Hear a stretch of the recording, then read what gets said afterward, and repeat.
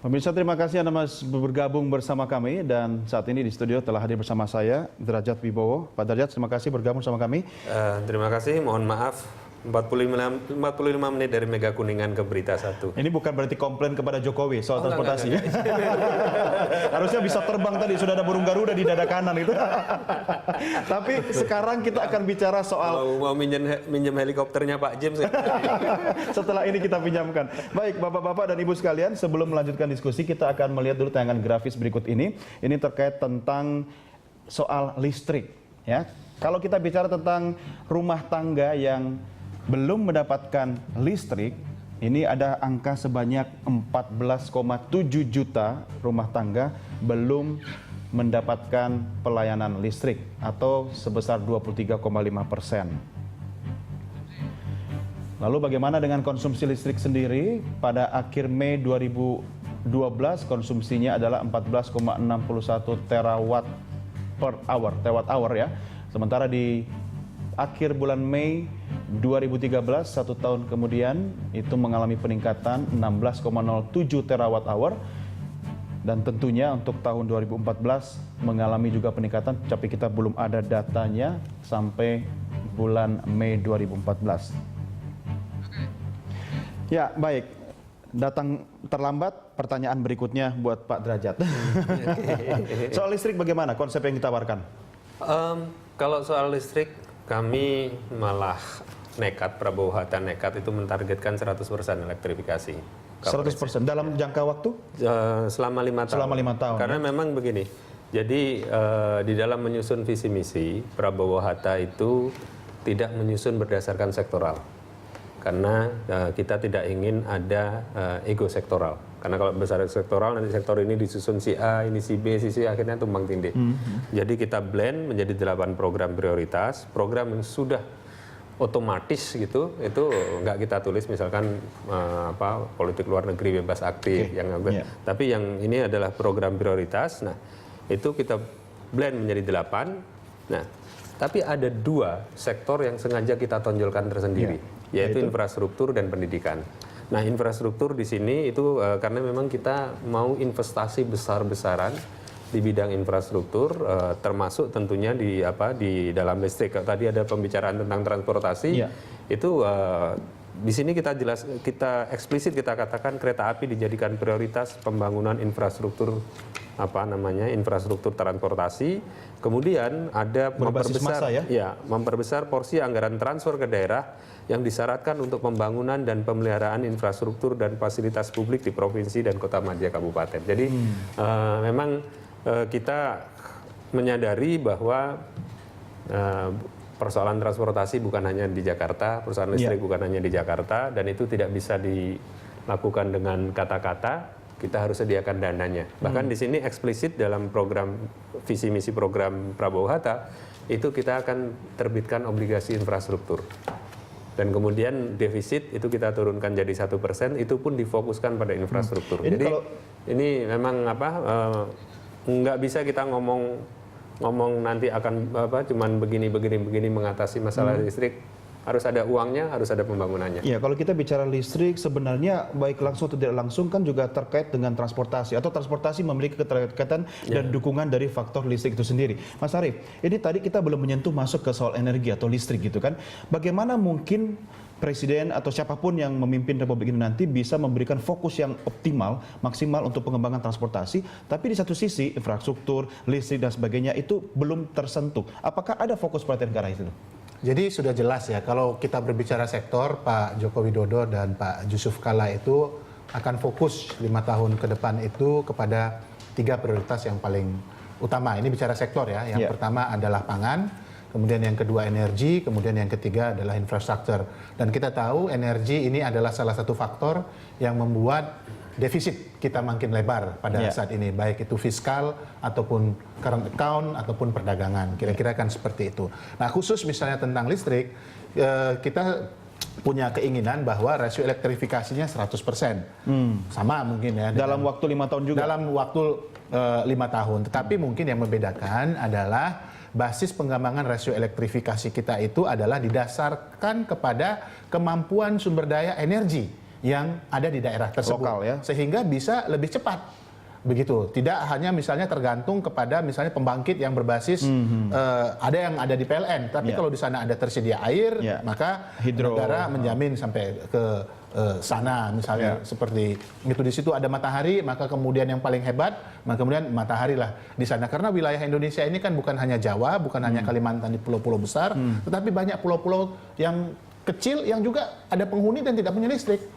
Dan ini juga harus menjangkau ya secara keseluruhan. Maka kemudian kita punya komitmen di dalam Nawacita itu adalah membangun Indonesia dari pinggiran dan desa. Jadi, dan kita tahu bicara masalah bagaimana rasio elektrifikasi pada saat ini yang paling banyak belum mendapatkan listrik itu adalah daerah-daerah pinggiran, daerah perbatasan, dan di desa-desa tempatnya.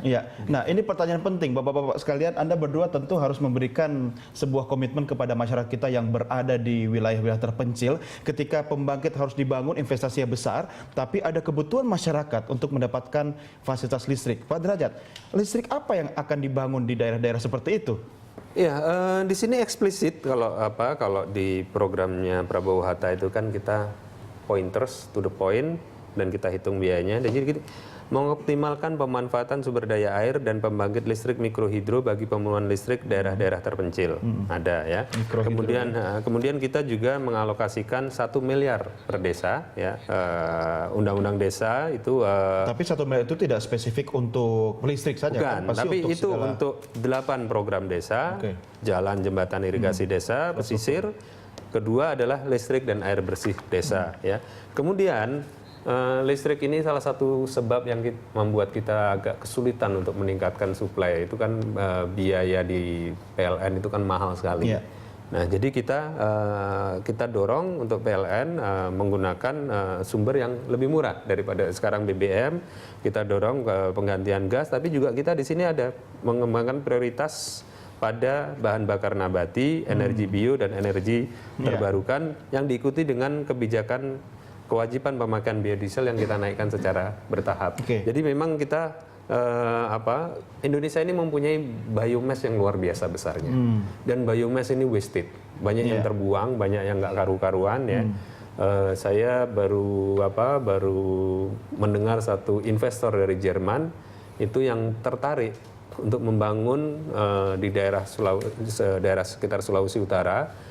Jadi itu pohon kelapa yang terbuang karena akan dipakai untuk pembangunan yang lain. Itu dia beli kelapanya, tapi bukan untuk di kayu atau apa, untuk jadi biomass. Jadi dan itu banyak sekali. Nah, ini bisa dikembangkan. Kan kita juga ada seorang profesor bidang energi yang mengembangkan juga briket-briket berdasarkan biomass ya. Jadi semua sumber energi yang melimpah di Indonesia itu jangan ada yang wasted. Betul, sebab Mas Arief kalau kita bicara tentang menyalakan pembangkit itu kan PLN membutuhkan biaya cukup besar, apalagi kalau berbasis kepada bahan bakar gitu kan. Nah, apa strategi yang bisa dilakukan oleh Jokowi JK ketika itu harus berada di wilayah terpencil, PLN mungkin tidak bisa membangun pembangkit besar dan anggarannya dari APBN? Ada dua hal ya. Yang pertama, kalau kita lihat komposisi pembangkit sekarang ya, source of electricity itu kan ada batu bara, ada gas, ada kemudian minyak ya, yang BBM. Nah, BBM itu memang komponennya kecil, mungkin 20-30%, tetapi biayanya 2-3 kali lipat lebih mahal dibandingkan dengan gas ataupun batu bara. Maka yang harus dilakukan pertama kali adalah melakukan proses konversi yang 20-30% itu menjadi zero, untuk kemudian pembangkit itu menggunakan source-nya itu adalah batu bara. Tapi nggak mungkin semua gas. Kan? Kenapa? Nggak mungkin semuanya bisa dikonversi. Saya rasa sih bisa ya. Ini tergantung persoalan apakah kita konsisten dan mau serius atau tidak, karena memang itu udah ada semuanya programnya dibuat. Bukankah cost-nya juga akan lebih mahal ketika melakukan diversifikasi pembangkit dari bahan bakar minyak misalnya ke bahan bakar yang lain? Tidak. Paling kan tinggal menyesuaikan aspek teknologinya saja. Seperti misalnya kalau mobil, kan kita tidak mengganti mesin, cuma hanya memberikan converter kit. Kalau misalnya dari BBM ke gas, kan kira-kira kan model teknologinya kan seperti itu ya, secara sederhana kita sebut seperti. Jadi nggak rumit-rumit sekali, tapi yang penting itu ada kemauan. Jadi itu melakukan konversi secara total, ya. Jadi ke depan itu misalnya dalam 2 atau 3 tahun ke depan tidak ada lagi pembangkit yang sumber energinya itu adalah BBM. Itu yang pertama. Kemudian yang kedua, pertanyaannya adalah bagaimana daerah-daerah remote? Seperti yang kami katakan tadi adalah bagi daerah remote itu harus basisnya adalah sumber daya energi yang tersedia di situ. Ya. Yang tersedia ada di wilayah tersebut. Jadi misalnya di wilayah-wilayah perkebunan, ya. Kelapa sawit misalnya di di Riau, di Kalimantan. Ya. Nah, itu kita kembangkan yang disebut dengan biodiesel. Malah dari cangkangnya sawit aja itu bisa dipergunakan untuk sumber energi. Ya, artinya gitu loh. teknologinya juga harus mensupport dong. Ketika kan semua daerah memiliki karakteristik berbeda-beda gitu kan. Apakah anggaran untuk melakukan riset dan teknologi juga diperhatikan? Teknologinya semuanya sudah tersedia. Ya, misalnya kayak mikrohidro itu sudah ada teknologinya. Yang biodiesel juga sudah ada, sudah diterapkan. Ya, tinggal memang konsistensi kita dalam membuat aturan sampai kemudian alokasi dalam politik anggaran, dan ini memang membutuhkan kepemimpinan yang visioner, kepemimpinan juga yang tegas dan sekaligus juga bijak, kepemimpinan yang bebas konflik of interest. Kenapa waktu Jadi bilang memang bebas konflik lihatnya ke Pak Derajat ya? enggak. Saya mau menghabiskan satu pertanyaan dulu sebelum ke Pak Derajat buat Mas Arief, karena sesaat lagi akan berpisah dari kita. Apa yang membuat Anda yakin bahwa publik akan yakin bahwa konsep ini merupakan konsep yang wajar, rasional, dan bisa dipertanggungjawabkan kepada publik nanti? Khususnya kalau kita bicara tentang mass transportation dan energi listrik tadi. Pertama, tentang mass transportation itu sangat doable karena Pak Joko Widodo sudah melakukan itu, ya, perbaikan dan improvement terhadap transportasi massal yang ada di Jakarta misalnya. Kemudian itu yang pertama. Kemudian Di Jakarta belum ada perbedaan. Kemudian yang kedua, kita tahu misalnya persoalan transportasi massal ini bukan hanya merupakan tanggung jawab daripada pemerintah daerah, tetapi juga ada linkages atau kebijakan yang terkait dengan pemerintah pusat. Ini menurut saya akan jauh lebih mudah menata transportasi ini apabila misalnya kemudian Pak Joko Widodo menjadi presiden.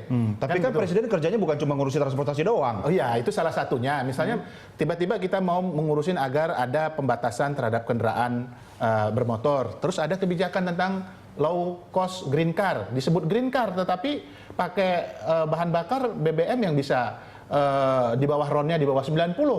High carbon. Padahal satu sisi kita bicara green car kan lucu. Ya, ini menurut saya kan anggaran untuk Kementerian Lingkungan Hidup ditingkatkan. Ini Mungkin yang membedakan, mungkin yang sebelum Mas Arief pergi, mungkin yang membedakan rasa-rasanya kalau soal biodiesel, soal daerah terluar konsepnya sama. Mungkin yang membedakan itu dua.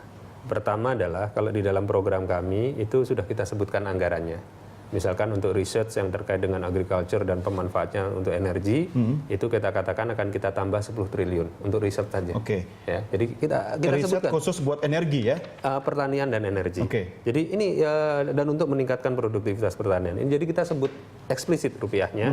Itu perbedaan pertama. Perbedaan kedua itu adalah terkait dengan harga BBM-nya sendiri, ya.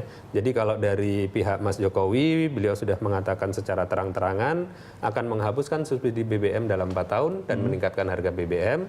Nah, kalau dari pihak kami sama kita concernnya, subsidi BBM sudah terlalu besar, Ya, betul. tapi kita memilih jalan yang lebih susah, yaitu mengurangi subsidi BBM khusus terhadap orang kaya melalui mekanisme pajak dan cukai. Nanti orang kaya nggak mau ngaku kaya. Nah, tapi gini, kalau mekanisme harga itu semua terpukul, ya, dan kita sudah tahu efeknya, Dampaknya. semua terpukul, ya. Tapi kalau pajak dan cukai itu bisa kita arahkan spesifik.